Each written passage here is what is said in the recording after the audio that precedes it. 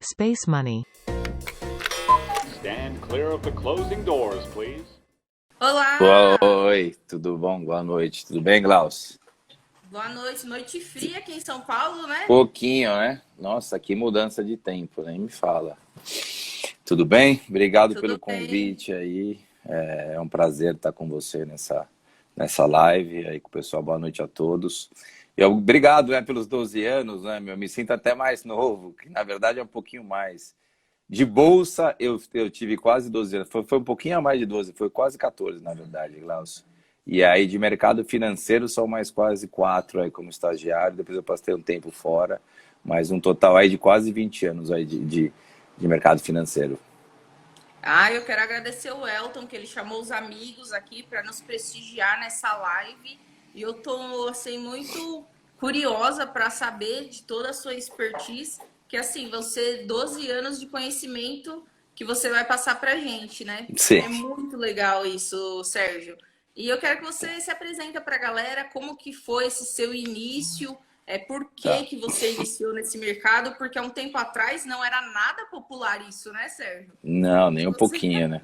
É o bem que você diferente falou, de hoje, né? é o que você até mencionou, né? A profissão, uma das profissões da quarentena, né? Acho que pelo fato das pessoas terem aí bastante, passar um tempo em casa, mesmo você trabalhando, você tem bastante tempo para dar uma pesquisada, procurar algo diferente, né? E o mercado de capitais foi uma das maiores buscas, tendo em vista que você pode ver o crescimento de número de CPFs, né, na Bolsa. Então, uma média hoje de 250 mil novos CPFs cadastrados mensalmente na B3. Então, por aí você já tem uma ideia da procura, né, pelo mercado de capitais, né? Então, hoje também, com a facilidade e a disseminação das informações, tornou-se possivelmente uma profissão de muita gente aí que está começando no mercado financeiro.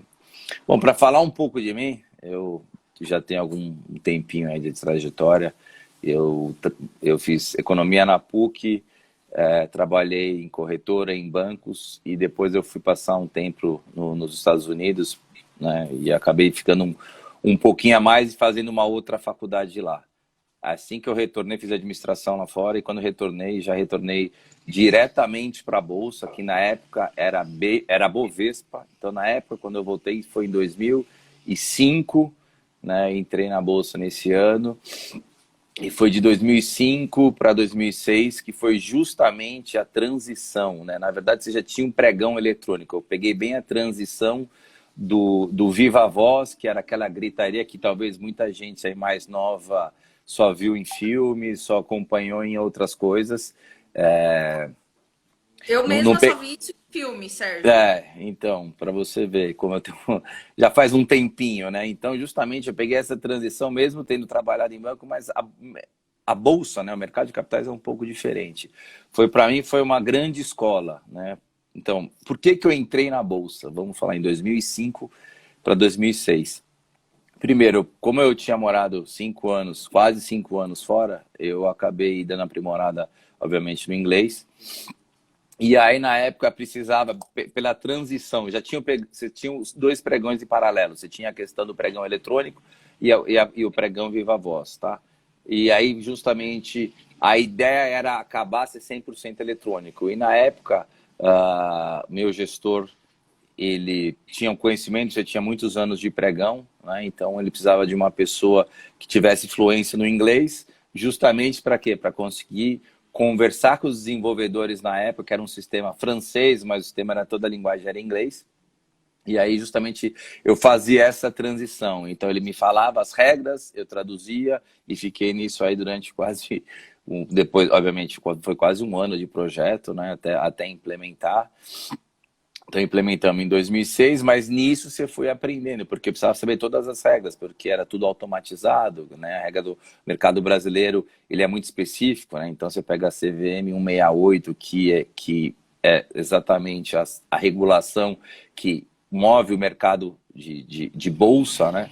Então, para você automatizar tudo isso, você tem a questão de leilão, tempo de leilão, prazo, razões que triggeram um leilão, né? Que disparam um leilão, tipos de oferta, enfim. Então, você tem algumas coisas que que você tem que estar de acordo com essa CVM 168.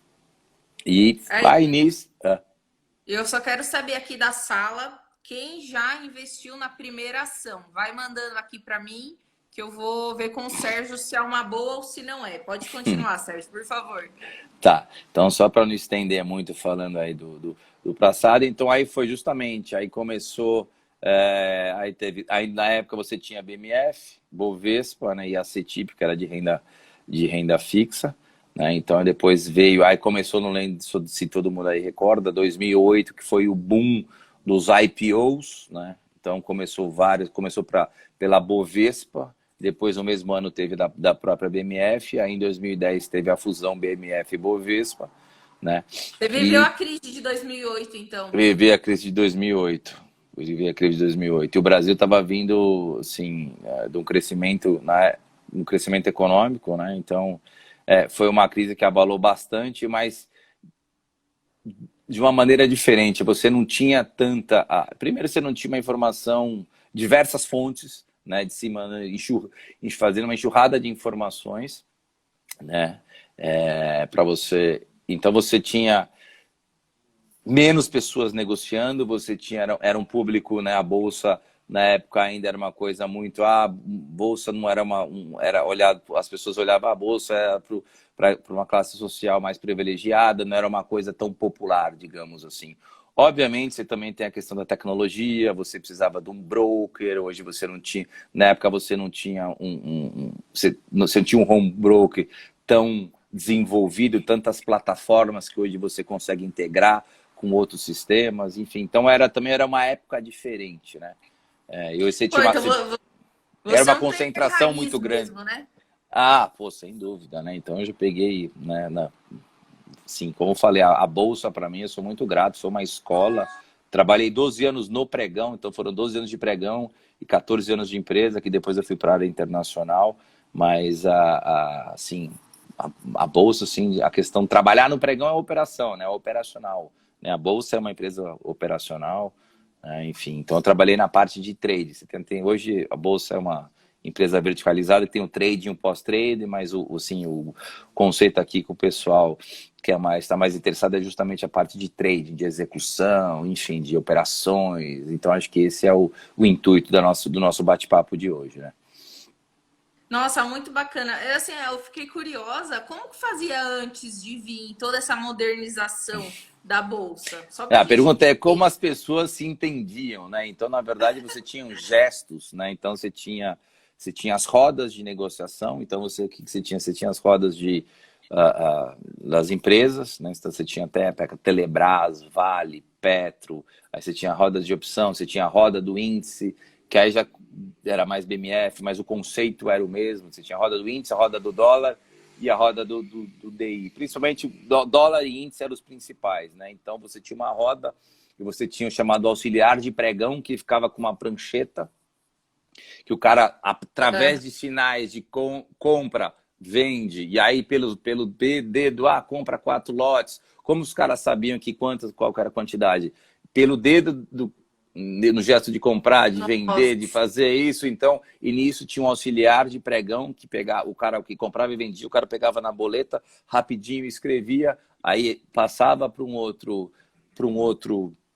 controlador, né, o produto controller, que publicava na tela, no telão. Então, tal corretora comprou, tal corretora vendeu, o tamanho do lote, né, que a gente falou, o tamanho da boleta e o preço.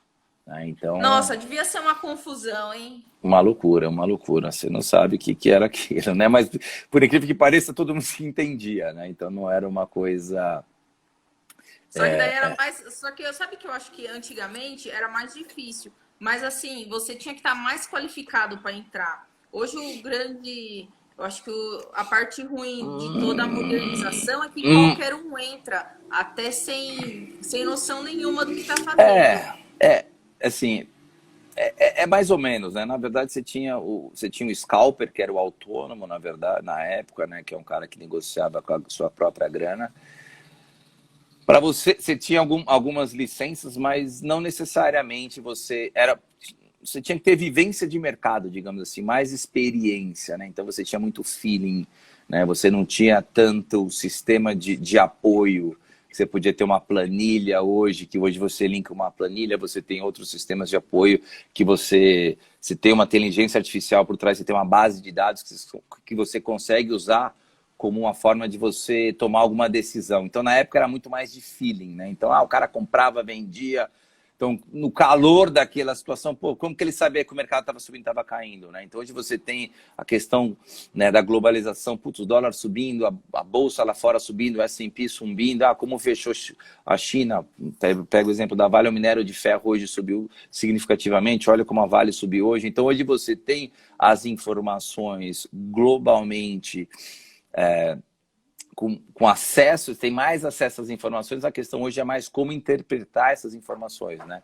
Então, na verdade... É bombardeado por notícias hoje, né, Sérgio? Isso, exatamente. E você sabe tem o que é diversas mentira, fontes, não né? é. Você tem blog, você tem muito Instagram, você tem muito canal de YouTube, então você tem que tomar um pouco de cuidado, assim, é sempre bom, sempre interessante você olhar na questão de, putz, quem é essa pessoa, qual que é o background dela, o que que ela realmente tem de concreto, que realmente ela tenha valor. Acho que todo mundo tem um valor, todo mundo está tentando vender o seu peixe, mas tome um pouco de cuidado, né? Pesquise um pouco mais, não olhe só blog. Para mim é muito importante a fonte. Qual é a fonte da informação, né? Então Exatamente. isso é essencial nesse mercado. Eu quero dar as boas-vindas para o Fábio, para o Felipinho, falou que você é um grande professor. E assim, Sérgio, já que a gente entrou nesse tema, eu quero te fazer uma pergunta. Você é um profissional do mercado, já há muito tempo, conceituado, e assim, fala pra gente o que você olha, qual site de notícia que a gente olha, porque eu acredito que gente anota essa dica, porque assim, é uma dica que eu falo para vocês que é de ouro. Na verdade, a gente tem que olhar de uma maneira um pouco assim... Primeiro a gente tem que ter um objetivo. Qual que é o meu objetivo, né? Então, assim, eu quero entrar no mercado de ações ou de renda variável, no mercado de capitais, para quê? Eu quero que isso torne-se uma profissão, então, cada vez mais eu tenho que me aprofundar, buscar novos conhecimentos, certificações, enfim. Então, primeiro tem que ter objetivo. O que eu quero? O que eu espero do mercado de ações? Tá? Então, eu espero, eu quero... Vou até fazer uma analogia aqui, que eu até brinco quando falo com diversos clientes. Falo assim, então, qual que é a cabeça do brasileiro? O brasileiro quer ganhar dinheiro rápido, né? Ele é diferente... Não tem educação financeira. É diferente do gringo. Quando eu falo gringo, não estou só falando do americano, mas vou dar o exemplo do americano. Então, o que o americano quer? O americano busca, o que ele busca? Diferentemente do Brasil. Por quê? Porque a economia lá é diferente, eles sempre viveram uma taxa de juros, o mercado de capitais lá é extremamente desenvolvido, né? Então, o que praticamente 100% do PIB representa o mercado de capitais, diferente do Brasil. Então, você tem a questão econômica bem diferente da nossa, né? Mas qual que é o meu objetivo aqui? Falar assim, não, qual que é a mentalidade do investidor americano? O que ele quer? Ele quer um fluxo de caixa, né? Ele quer receber constantemente ou por um período pré-determinado, por um período de 10 anos. Então, ele olha o investimento e fala assim, então em 10 anos, qual vai ser meu fluxo de caixa? Eu vou ter 10% ao ano. Nossa, lindo. Então é isso que ele quer. Ele quer olhar num horizonte de tempo mais longo para ter um fluxo de caixa recorrente por um período mais longo. O brasileiro não. O brasileiro busca, sim, a grande maioria, né? Não digo todos, mas a grande maioria, o que eles buscam? Eles buscam qual que é a nova Magazine Luiza. Que eu quero colocar 5 mil reais hoje e daqui 5 anos está valendo 1 milhão. Pode acontecer? Pode, mas é bem difícil isso acontecer, né? Então, na verdade, hoje a gente tem ações que você tem oscilações, né, muito grandes. O exemplo claro hoje foi da Oi. Então, você pega hoje a valorização da Oi, que ela subiu, que ela caiu, foi assim, a uma ação coisa mais assim, comentada hoje é a Oi, né? né? Você pega, ela subiu, você pegou na abertura, ela subiu, né, depois da abertura, ela subiu quase 40%, depois ela caiu 30%, depois ela subiu. Então é uma volatilidade meio maluca, assim, né? Então, assim, tá. O que eu quero? Não, eu quero tirar vantagens de algum momento. Não, porque, então vamos lá. Então você pega, eu quero comprar, eu quero ser day trader, eu quero comprar e vender no mesmo dia, eu quero ter um ganho. Então, primeiro, você tem que buscar... Você pode trabalhar com renda variável, com ações, com opções de ações, ou com o dólar ou com o índice, né? Que a diferença é que você tem ajustes, né? Você tem um pouco da liquidação um pouco diferente, né? Mas o que eu quero? Primeiramente, ter objetivo, tá? Eu quero ter vantagem, tirar vantagem disso, né? Assim, isso aqui é minha opinião, vou falar do que eu acho, do que eu, Sérgio, acredito. Eu olho um gráfico? Olho, mas não vai ser mesmo para eu tomar uma decisão. A não ser que, por exemplo, o caso da Oi hoje, você não tem tanto fundamento para olhar. Você fala, qual que é o meu fundamento? O que eu vou olhar na Oi? Ah, uma empresa que ela hoje ela soltou um fato relevante ontem, que, né, se gerou uma volatilidade, gerou uma expectativa muito grande, que o mercado ele tem uma expectativa muito grande. Então, ele tenta sempre se antecipar o que vai acontecer. Então ele se antecipa prevendo que aquilo vai, por exemplo, a Oi vai ser vendida, ela vai ser uma prestadora de serviço para as outras empresas de telecomunicações, ela vai sair do game de telecomunicações, vai prestar um serviço para a TIM, para a Claro e para a Vivo, né? Vai ser responsável pela infraestrutura, já esperando a nova tecnologia do 5G. Então ela teve uma mudança muito grande de governança, então esse CEO é um cara que tem uma visão muito diferente, né? Então é um cara que está com outro viés, mas é uma empresa extremamente endividada. Se pensando para um fundo de pensão, que é um cara que é onde movimenta o dinheiro, esses caras que pensam no longo prazo, ninguém vai ter ação da Oi por enquanto. Eles preferem pagar um pouco mais caro quando a empresa começa a gerar caixa, né? A empresa tem valor, que ela gera caixa, ela tem uma dívida líquida baixa, então essa empresa tem valor e começa consequentemente o quê? Pagar dividendos, né? Que é o que o grande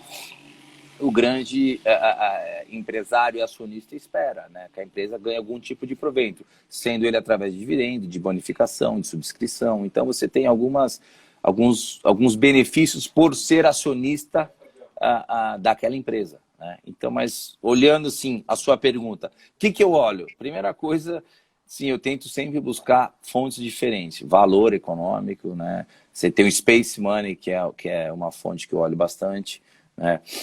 Já fui visitar a Space Money esses dias.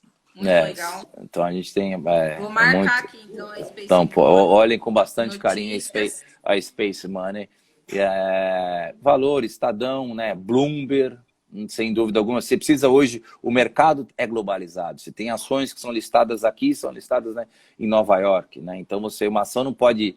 Ela tem uma correlação muito grande. Você tem uma after agora, por exemplo, a gente está conversando, você está tendo after nos Estados Unidos, que tem ações do Brasil que estão listadas lá fora, que vai refletir na abertura amanhã. Você tem a variação cambial, então você tem algumas variáveis. Então hoje você tem que se municiar de informações. O quê? Mas você tem que ter fontes seguras. Eu quero... Vamos fazer uma suposição aqui. Desses 100% do meu capital, eu quero deixar para o longo prazo, que eu vou buscar o quê? Empresas sólidas, boas pagadoras de dividendos, que eu estou olhando um horizonte mais longo, mais longo, ou então eu quero empresas que eu quero pegar o momentum, né? Que é o caso da Oi, a Via Varejo, a Cogna, que são quem acompanha no Twitter. Você tem até várias discussões de vários gestores que eles ficam entrando em embates aqui com opiniões diferentes, né? Se você olhar, você tem um cara que é mais fundamentalista, né? O cara que vai olhar a empresa, né? Vai entrar em contato com o RI, vai pegar o balanço, vai fazer uma metodologia que o mercado usa bastante é o fluxo de caixa descontado. Então ele traz o valor presente, vê se o preço da ação está justa ou não, né? Então você tem a dividendo. Então você tem Hoje, Sérgio, o preço não está descrevendo o valor, né? Assim... De todas as ações geral, está tudo depende, né? Você pensa no seguinte, a empresa, né? O que é o valor de uma empresa? Não adianta falar assim, a empresa, o que ela gera de caixa, o né? índice tá. É que o índice, então, ele perdeu um pouco o peso. O índice da bolsa ele era muito concentrado, né? Agora ele está perdendo um pouco mais de concentração. Se você olhar, por exemplo, o peso do índice em 2018, você pega o setor financeiro, era 30% do índice. Hoje, se os bancos, Bradesco, Itaú, Santander e Banco do Brasil, tivessem andado, né? Quem gosta de gráfico, olha no gráfico mensal, né? Se você pega o upside dos bancos ainda, ele tem um upside muito grande. Antes da pandemia, antes da crise, né? Então, se os bancos tivessem acompanhado o movimento das ações que têm um peso maior do índice, que é o caso de Vale, de Petro, de Ambev, de B3, de Suzano. Então, você tem ações que têm um peso muito grande que, se o banco tivesse acompanhado, as bolsas estavam 120 mil pontos, né? Não tenha dúvida, estava muito mais alto. Então, tem que olhar um pouco o setor, né? Você olhar só o índice, não, qual que é o setor? Você pega o exemplo da Vale, né? Então, a Vale é uma empresa que ela está na carteira de muito fundo de pensão, né? Ela agora, talvez alguns fundos É uma blue estrangeiros. chip, né? Ela é uma empresa extremamente Paga sólida, dividendo, né? bem gerida, né? Então ela tinha um plano de dividendo muito bem claro até 2022, até ter os acidentes com Brumadinho e Mariana, né? Então ela teve que suspender, né? Então, e agora, inclusive, o Conselho, a Assembleia, vai ter uma nova Assembleia que vai definir se realmente vai votar esse plano de dividendos, né? Que é isso chama muita atenção para quem? Para aquele investidor, para aquele fundo de pensão que precisa gerar um alfa, precisa dar um retorno, que é uma empresa que paga muito bons dividendos. Quem que você olha para quem você tem que olhar na Vale? Primeiro, como está o balanço dela? Ela é muito endividada, a dívida dela está em dólar, está em real. Beleza, ela é exportadora, super exportadora. O que é? Ela exporta o quê? Commodity, minério de ferro. Putz, minério de Eu ferro vejo hoje... isso no site Fundamentos, Sérgio. Você acha que é uma boa? Tem Boa, só de outro lugar? fundamentos. Ele é muito bom, porque ele Um consolida as relato ali, né? informações, isso. Né? Ele dá o Dá free para ver na float. Space Money esses Ainda não, conteúdos sobre a a gente está empresa? estruturando para ter essa informação, sim, muito semelhante à da Fundamentos. Mas o Fundamentos é um site legal que você olha dividendo yield, você olha dívida, então você tem algumas coisas interessantes para você olhar, né? Ô, Mas Sérgio, você, do só concluir o 100%... negócio, só concluir a Ah, Vale. Peraí. Então, se olha a Vale. Então, por exemplo, ontem a Vale caiu 2%, hoje ela subiu 4%. Tá, então você pega por quê? Quais as variações? Não, o preço do minério de ferro subiu, foi para R$ 111. Aí você olha, qual que é o custo de extração da Vale? Hoje é $30 a tonelada. Ah, mas a logística, ela entrega lá na China, que é o principal cliente dela, a 40. Então, olha a margem que ela tem grande. Então, quem que são os concorrentes da Vale? Não é a Gerdau, não é a Siderúrgica Nacional. Então, olhando para a empresa australiana, para a empresa norueguesa, essas são as grandes concorrentes da Vale. Aí você pega a Vale a 60 dolarizada, ela está menos de 15. Né? Então você pega a dolarizada menos de 15, aí você pega os pares dela, que tem um custo de extração muito mais alto, vale 40, $50. Então, se você olhar para um horizonte mais longo, a Vale tem um potencial enorme de crescimento. Por quê? Porque é uma empresa bem gerida, o custo de produção dela é muito baixo, comparado com os pares internacionais dela. Então, aí você olha, a Vale está cara. Está cara para os nossos... Para hoje, pessoa física vai comprar uma ação de R$ 60. Né? Realmente é uma ação cara. Mas se você olhar o que ela pode me entregar num período mais longo, olhar num horizonte mais longo.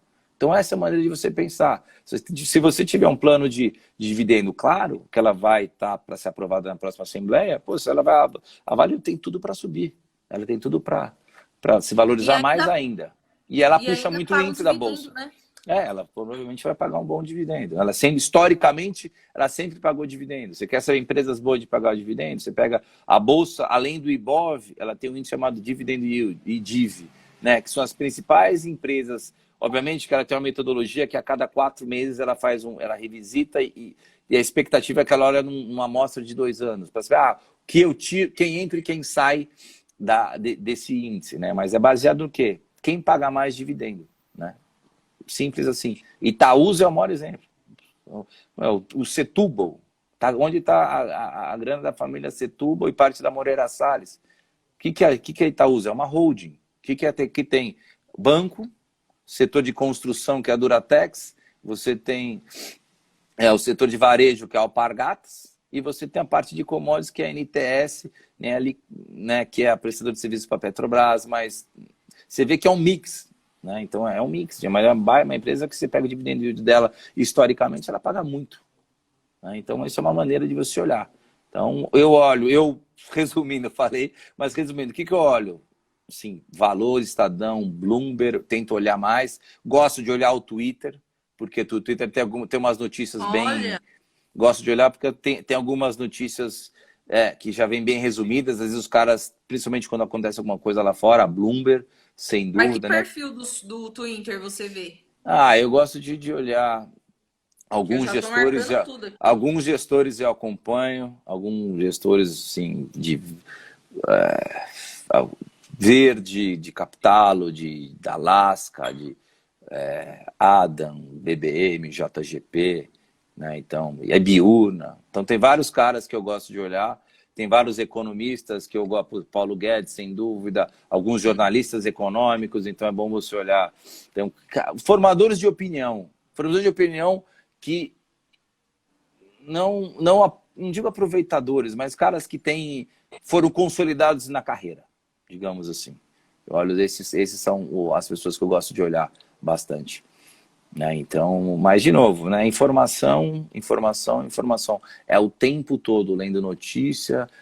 Gostei dessa empresa. Poxa, quero aproveitar a oportunidade de você ter uma variação, aproveitar que a papel vai subir, a ação vai cair, né? Saber jogar nas duas pontas. Mas se eu uma coisa que eu quero tornar-se sócio, olhar para o longo prazo, o que eu quero olhar? Então eu tenho que olhar, pega o balanço, né? Pega um livro, como faz a avaliação de empresa.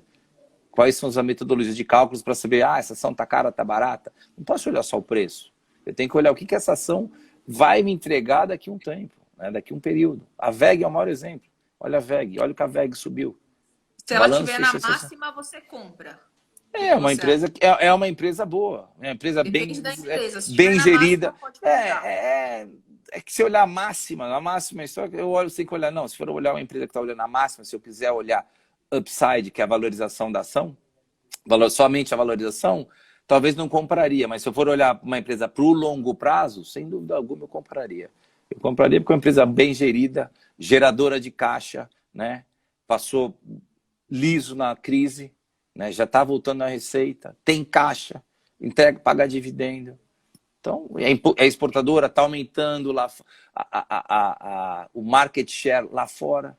Então, você tem empresas, você fala assim, tem empresas muito bem geridas no Brasil. Então, a crise de 2008, né, não, 2008 nem tanto, mas 2016, principalmente a questão de impeachment, que o Brasil estava vindo num fraco crescimento econômico, essas empresas fizeram a lição de casa, elas melhoraram muito a questão operacional. Então, o resultado operacional de várias empresas hoje é sensacional. Você tem empresas de primeiríssima linha no Brasil que talvez, se você olhar o preço subiu. Não, mas o que eu quero? Então, a gente tem que primeiro sempre definir o que eu quero para mim, como investimento. Eu quero longo prazo, eu quero ser trader, eu quero comprar, vender. Então, se eu quero comprar e vender, cara, tem o Twitter ali, ou ligado full time, porque é uma coisa que está ali, que o cara publica. Gráfico, olha gráfico, aprenda a ler gráfico, topo, fundo, formou candle, né? Então é cada um, tenta desenvolver alguma coisa, uma estratégia que seja um pouco diferente, não seja igual de todo mundo. Que você pega esses cursos hoje, tem muito cara que dá um curso, nossa, então os caras são bons, mas putz, ele vai ser mais do mesmo, né? Não tem essa vivência que você tem, né?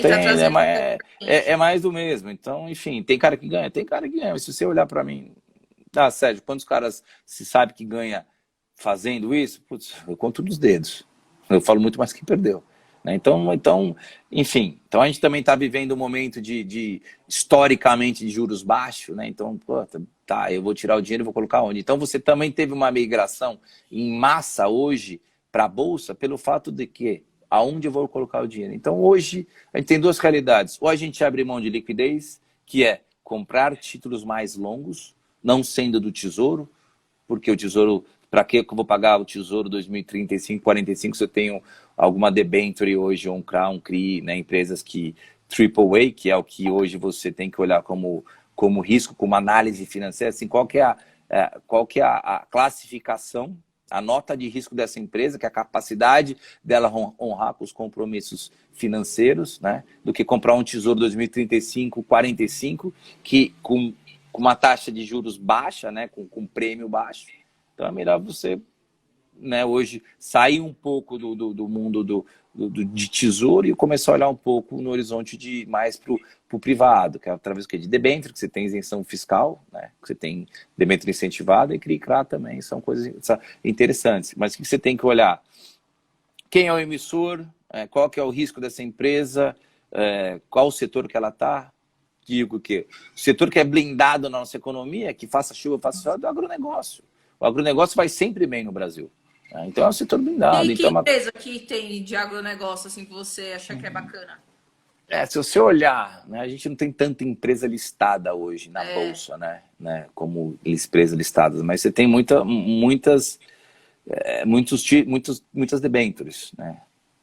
A raiz, né, que é a Cosan, né? Então, você tem a Cosan, você tem a Agro Invest, você tem as de frigorífico, que, né, você pega a JBS, a maior empresa de proteína, de produção de proteína animal do mundo, né?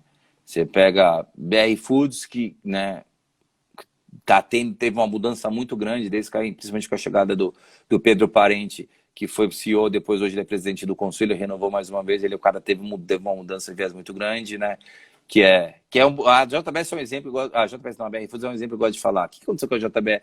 O que aconteceu com a BR Foods, perdão, em 2008, que ela quebrou, que era a fusão da Sadia e Perdigão? Uma empresa extremamente sólida, uma empresa muito bem gerida, né? O que aconteceu? O cara alavancou no derivativos. Qual que é o core da empresa da BR Foods?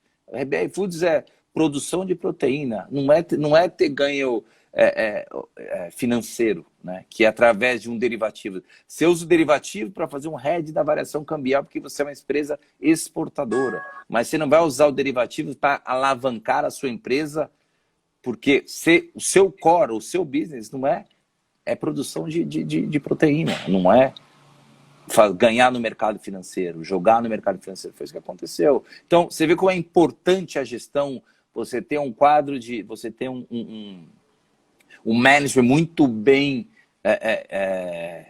comprometido com o business da empresa. Então, é muito importante você saber quem são os sócios, né? Quem tem dinheiro lá, quem faz parte do conselho. Então, isso é uma coisa muito legal de se ouvir, de se ler, de se entender, principalmente quando você está pensando no longo prazo em tornar-se sócio dessa empresa. Aí que eu ia até te perguntar, quanto desse 100% da sua carteira que você indica ou que você deixa na sua carteira para o longo prazo e para o curto prazo, para day trader? Eu sou um cara que sou 100% bolsa, né? Olhando assim, 100% bolsa pelo fato, obviamente eu tenho minha reserva de emergência, né? Que eu deixo, né, num DI da vida aí, só justamente reserva de emergência. Hoje, estando na poupança, assim, tem que ser coisa que você tem risco e retorno, né? Você não vou pagar uma taxa da ADM para ganhar 120% do CDI, né? Você concorda comigo? Então tem que dar, olha, a ADM baixa, porque eu não estou buscando rentabilidade, sim, estou buscando segurança, né? Que é minha emergência. Se acontecer alguma coisa, eu quero ter facilidade e rapidez para sacar. Mas não, olhando... Onde que você deixa sua reserva de emergência? Onde que você... tem fundos DI. Hoje a gente é multiplataforma aqui na IP, na Space, mas hoje a gente faz a parte de renda variável na XP, porque hoje, pela questão regulatória, você ainda tem a exclusividade da renda variável. E a XP, mesmo a gente sendo parceiro de outras plataformas, a XP tem a questão do sistema muito redondo. Se falar corretagem, realmente, você tem a questão da corretagem, que você comprar e vender todo dia é uma coisa que é negociável, né? Obviamente, mas se você tem um custo maior, que você pega a própria XP, ela tem a Clear e a Rico, que são isentas de taxa, mas o sistema é muito, né? Você pega a XP, ela tem um sistema muito mais estável. Isso é terrível. Estável, você consegue ter links com outros sistemas. Você tem uma planilha, por exemplo, que você consegue linkar, né, dependendo do tipo de estratégia que você usa. Você tem processos muito definidos, você tem tempo de resposta definido, você não fica sem resposta. Então, a XP, nessa questão de operacional, ela está à frente das demais, tá? Então, mas enfim, isso aí é a critério do cliente, né, da pessoa, enfim. Meu dinheiro, o que eu faço? Eu tenho uma reserva de emergência, eu procuro sempre um fundo que tenha uma baixa ADM, que é justamente, eu não vou pagar uma ADM para o cara que me entrega 120% do CDI. O que é 100% do CDI hoje? 2,25, né? Vai ter a próxima reunião ainda, que provavelmente vai cair mais 25 basis points, né? Que vai para 2, né? Que a inflação hoje está controlada. Então, eu tenho que buscar algo que me dê uma liquidez imediata com risco praticamente zero, né? O risco baixo, né? Enfim. E de carteira, eu procuro sempre carteira. Eu penso minha cabeça é muito mais de longo prazo, né? Uhum. Tive uma escola, não só por ter trabalhado 12 anos, né? 14 anos de bolsa, 12 anos de pregão. Estou falando de ter uma escola em casa, né? Meu pai foi do Banco Central e trabalhou, então ele já vem com essa cabeça de, mesmo ele sendo uma pessoa de mais idade, uma dificuldade com tecnologia, mas ele é um cara que tem esse viés de banco acreditando sempre em empresas, né? Então, assim, praticamente 100% meu é bolsa, tirando a reserva de emergência. Bolsa em quê? O que eu procuro? Em empresas consolidadas no setor, empresas que são líder do setor, empresa São que as blue chips, né? Só para o pessoal. é que você pega a blue chip, você pega, por exemplo, a Petro, né? Então, pega o exemplo da Petro. Nossa, ela é uma empresa que melhorou muito na questão de gestão, principalmente com a chegada veio desde o do Pedro Parente, mas aí depois o Castelo Branco que assumiu, ele também manteve essa linha de, bom, o que é? O que dá resultado? A Petro tem vários ativos, então ela tem vários, ela tinha parte de logística, ela tinha parte de distribuição, ela tinha parte de então ela era um monopólio. Então ele falou assim, o que dá dinheiro? O que dá dinheiro é isso. Então vamos focar no que dá dinheiro e o que não dá dinheiro vende. A gente precisa fazer caixa. É uma empresa extremamente endividada, né? Agora ela resumiu a dívida líquida dela, sim, ele conseguiu diminuir mais de 50% da dívida líquida da empresa. E ela também, a questão da Petro, que ela tem a questão da commodity, né? A variação do petróleo atinge muito o resultado, mas mesmo assim ela tem um petróleo de qualidade, né? Ela tem um ativo, a gente fala um ativo de qualidade, né? E ela tem uma extração baixa comparada com os pares dela. Então ela, obviamente, tirando a questão do Emirados, né? Que ali é fora da curva, mas se você olhar os pares aqui na América, compondo até os Estados Unidos, América do Sul, América do Norte, ela faz frente o custo de extração dela com os demais pares dela, né? Então é uma empresa que ela tem tudo. Acho que o petróleo ele vem perdendo um pouco de espaço, muito nessa questão. Ficou até negativo, né, o petróleo.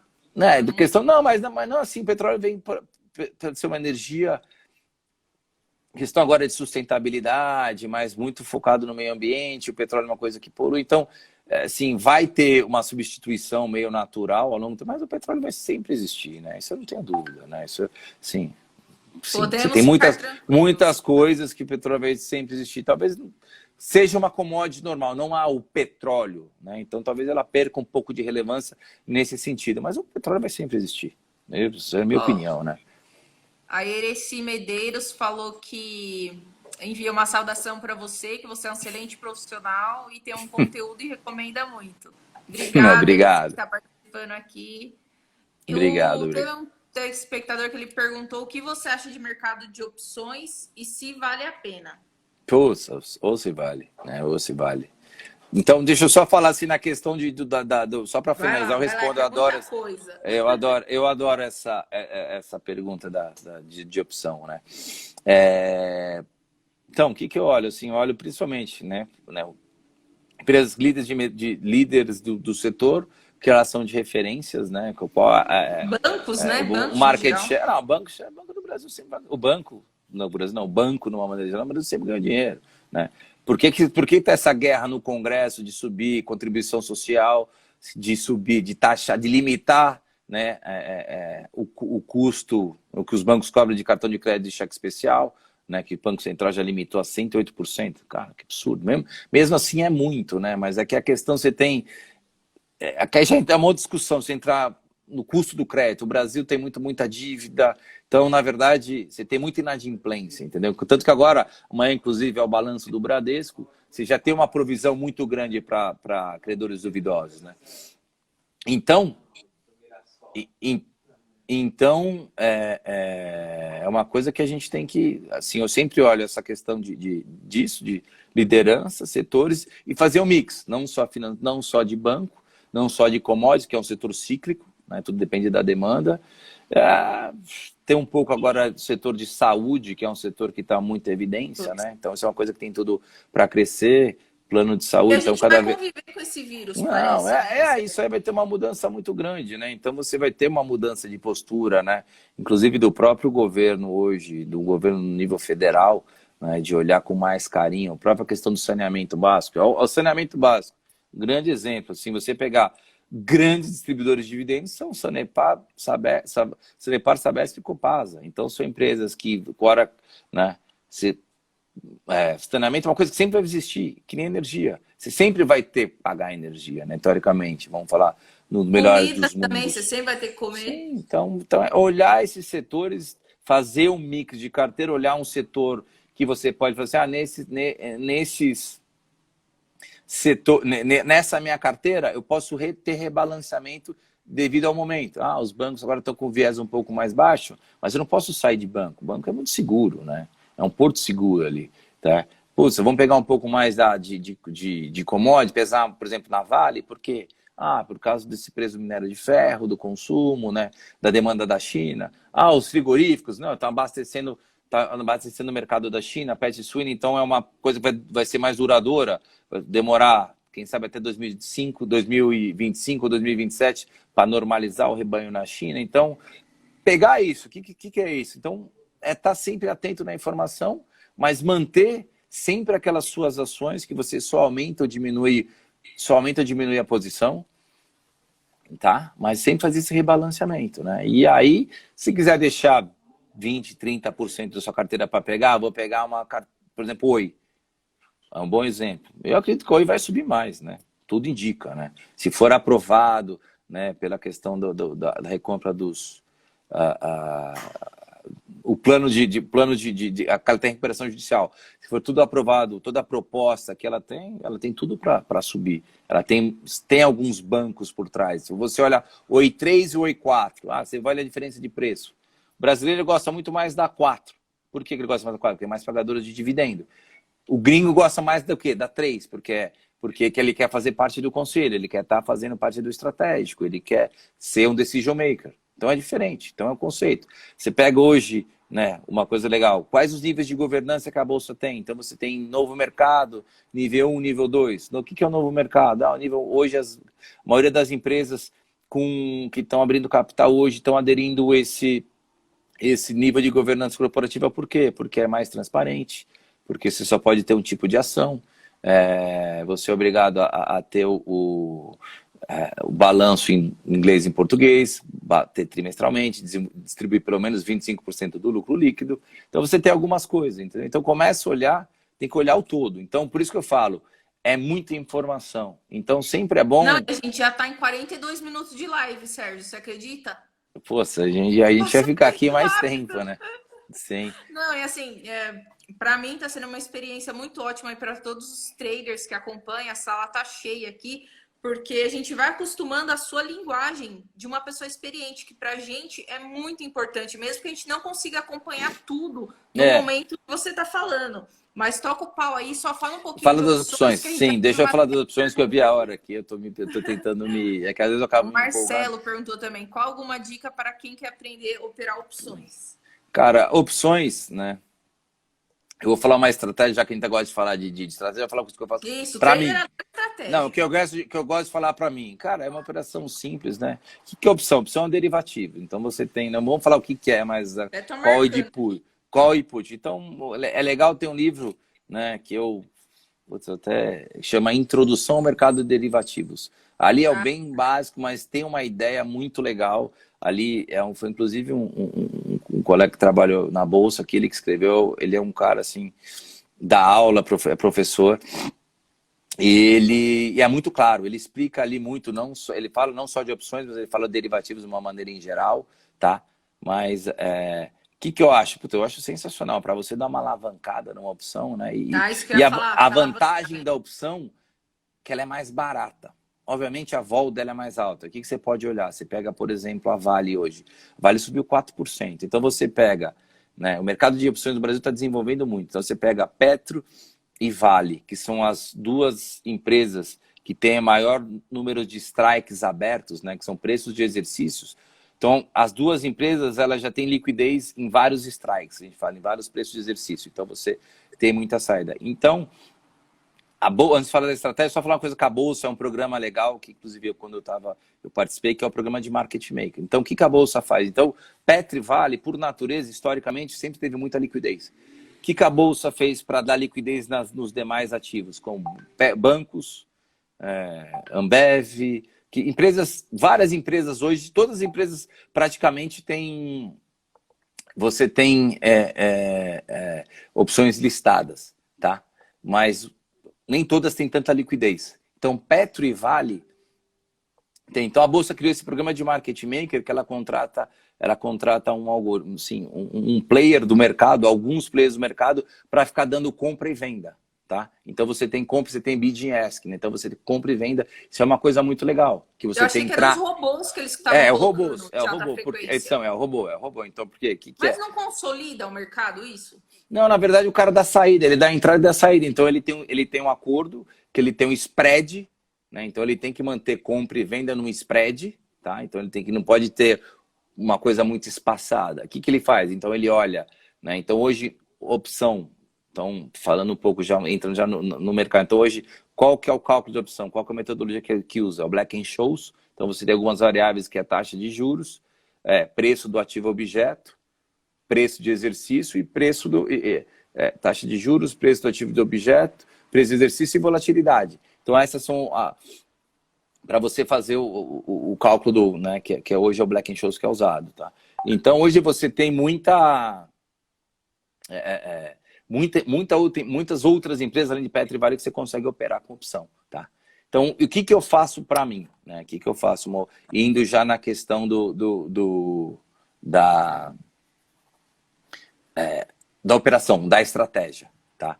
Então, o que eu faço? Eu tenho papel, então tem ações que eu brinco. Eu sou casado, que vem da coberta. Exatamente. Então, eu sou casado com o papel que eu vou ter em carteira. Talvez eu vou ter mais ou menos, mas eu vou sempre ter em carteira.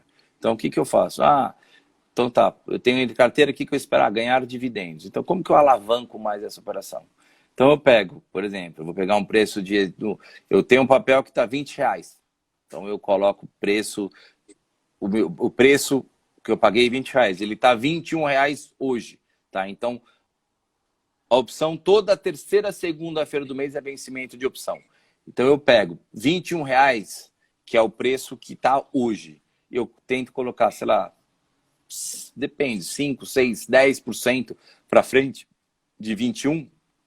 Pego 10% e jogo para frente, falo assim, tá, supondo que seja R$23, tá? Então, R$23 eu vendo uma call, né, que é o meu preço de exercício, que eu vou receber um prêmio, né? Então, vou me tornar, eu lanço uma call, então quem comprou e me pagou esse prêmio é o titular dessa call, que ele espera o quê? Que no dia do vencimento esse papel esteja valendo mais do que esses R$23 que ele pagou, maior que o strike que ele comprou, por isso que ele pagou esse prêmio, né? Qual que é o grande ponto? Eu limito meu ganho, né? Mas eu vou pensar no seguinte, se eu pegar todo mês e jogar 10% para frente, que eu consiga 10%, mas, que é muito difícil. Pega o exemplo de banco. Historicamente, você pega numa amostra de 10 anos, quantas vezes os bancos subiram 10% no único mês? Você conta numa mão. É muito difícil. É muito difícil. Seja só empresa grandes, né? Porque você tem que pensar o seguinte, né? Ela vai subindo, ela vai subindo, ela cai. Ele não é linear, né? Não é uma coisa linear. Então, ele vai, sobe, ele vai, sobe, ele vai, sobe. Mas você tem que olhar. Putz, às vezes o banco subiu 8%, mas caiu 4%. Aí depois, o que importa? Então, aí que é importante também saber qual que é o estilo de opção, europeia ou americana. Então, presta atenção, pega uma europeia, que só pode ser exercido no dia do vencimento, né? Então, você colocou, vamos pegar que você pegou uma call, vendeu uma call europeia, foi de 21, foi para 22,50, que é o melhor dos mundos. Qual que é o melhor do mundo? Quando o mercado está de lado. Quando o mercado está de lado, é o melhor do mundo. Quando você está com viés muito de alta, né? Aí, né, assim, aí você pode até alavancar comprando a própria call para pegar, mas você não exerce. Você só paga o prêmio, compra e você depois vende, né? Você não precisa exercer, né? Você tem um direito. Você está com viés muito de alto, você compra call, né? Então, aí você compra. Estilo de uma proteção. Não, na verdade, não é muito uma proteção. Você pega, por exemplo, um preço de referência e você tem um strike. Então, você pega de um preço para o outro, você tem vários strikes listados. Strike é preço de exercício. Então, a base você tem que ter um norte. Você começa de um preço. Você tem de 20 para 22, tá? Então, você coloca aí, você tem um strike a R$22. Esse strike, você vende essa call que o papel hoje está 20 e no dia do exercício, que é o próximo exercício, dia 17 de agosto, vai estar R$ 22, o cara vai me pagar 50 centavos, R$ 1, para ter o direito de comprar ou vender, né, dependendo da tendência do mercado, você pode comprar qual ou vender put, então tudo depende, né, para você ganhar esse upside, né, para você ter essa vantagem, para você dar uma alavancada e você ganhar esse fluxo de caixa, né. Então, qual o risco dessa operação?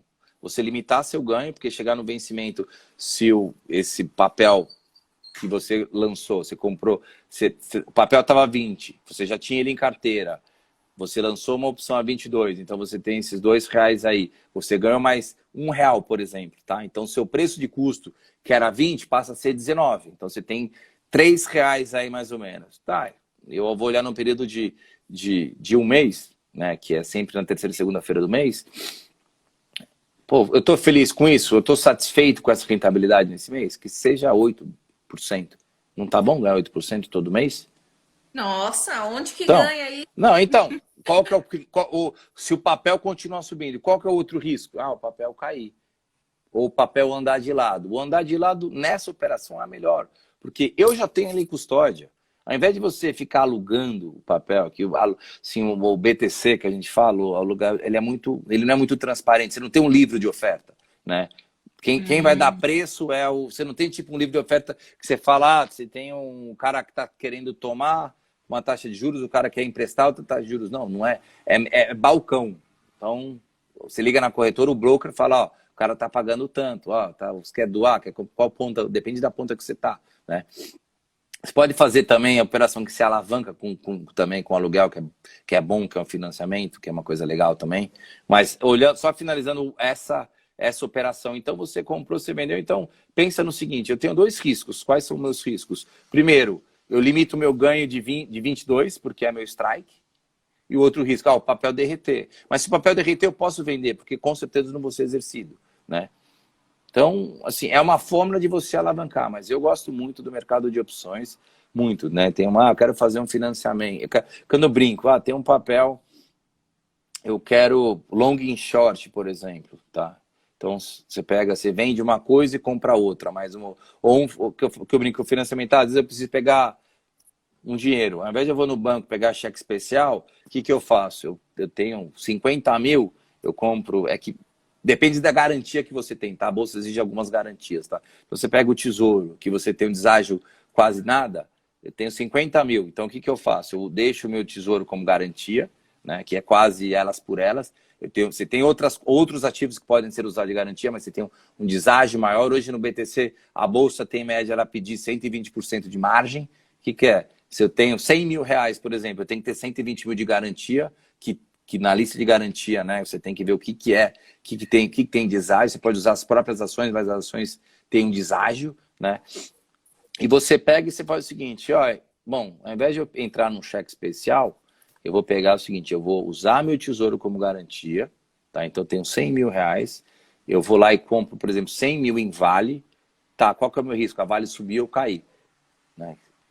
Então o que eu faço? Eu compro naquele preço, então num preço cheio, tento pegar na hora do preço uma opção, uma call e uma put. Então eu compro uma call e vendo uma put para eu travar meu preço, que eu pego, então eu tento pegar, eu comprei a 60 reais, eu tento ver se tem uma call, sempre vai ter, a bolsa sempre tem call e put no mesmo strike, sempre vai ter, tá? E você sempre tenta chegar o mais perto possível, né, para você pagar menos. O que é o seguinte, quando a opção está in the money, no dinheiro, né, quanto mais, por exemplo, eu tenho, o Vista está 60 reais e o strike está 60 reais, o preço da opção é zero. Então é zero. Então, quando você tem isso, você compra uma coisa e vende outra, porque se subir muito eu exerço e se cair muito eu sou exercido, mas eu tenho aquele dinheiro que eu vou ter na mão com liquidez. Isso o mercado não faz. O pessoal perguntou se não é arriscado fazer isso. Não, porque você está travando o preço, né? Você está travando, Pensa no seguinte, é que eu falei 100 mil reais, que era para facilitar a conta para eu pensar aqui. Mas pensa o seguinte, eu quero 10 mil reais. Eu vou entrar no cheque especial. Sim, pensa nesse, assim, pensa, eu tenho que ter garantia. pode ser tesouro, pode ser CDB. É que hoje depende, tem que olhar na lista que a bolsa exige como margem, né? Que a bolsa exige como margem. Então beleza, eu quero pegar 10 mil reais. Eu travo para evitar as oscilações para cima e para baixo, eu travo naquele preço. Porque se subir eu exerço, se cair eu sou exercido. Então eu sei que eu estou devendo aquilo. Exatamente aquilo. Obviamente que eu não estou contando corretagem, né? Se a pessoa é home broker, faz por ela, é mais barato do que você fazer pela mesa. Então, isso é interessante. Você pega, você compra, você vende o papel, na verdade, que você vai entrar, né? Porque quando você vende, você entra a caixa, entra dinheiro, né? E você trava, né? Você trava com uma opção do mesmo strike, né? Do mesmo exercício. Eu compro uma call e vendo uma put. Por quê? Quando eu comprei, eu paguei, quando eu vendi, eu recebi. Quando as duas estão no mesmo strike, muito próxima do ativo, o preço do ativo objeto, o custo dessa opção é 0. Entendeu? Ah, ele falou que entendeu. O pessoal tá agradecendo muito, tá falando que gostou do conteúdo, é top. E cada dia que Obrigado. passa tem